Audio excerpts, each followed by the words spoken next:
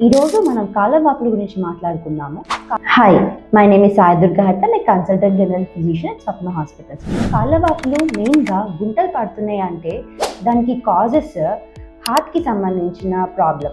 Heart pumping తగ్గిపోవటం వల్ల, heart failure వల్ల కాళ్ళవాపులు వస్తాయి.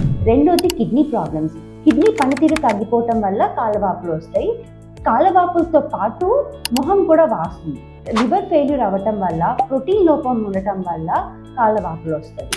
దాంతోపాటు రక్తహీనత అంటే ఎనీమియా, ఐరన్ డెఫిషియన్సీ ఎనీమియాలో కూడా కాళ్ళవాపులు వచ్చే అవకాశం ఉంటుంది.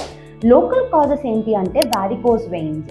మన కాళ్ళల్లో ఉండే నరాలు బలహీనత అయిపోయి దానివల్ల రక్తం సరఫరా లేక కాళ్ళవాపులు వస్తాయి.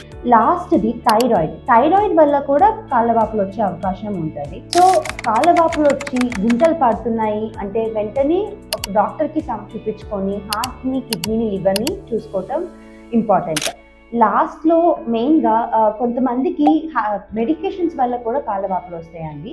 బీపీకి సంబంధించిన మెడిసిన్స్ మోస్ట్ కామన్. అది కాల్షియం ఛానల్ బ్లాకర్స్ అంటారు వాటిని. దీంట్లో ఏం చేస్తామంటే కాల్షియం ఛానల్ బ్లాకర్స్ని రీప్లేస్ చేసి వేరే టాబ్లెట్స్తో వెంటనే ఆ కాళ్ళవాపు తగ్గే అవకాశం ఉంటుంది.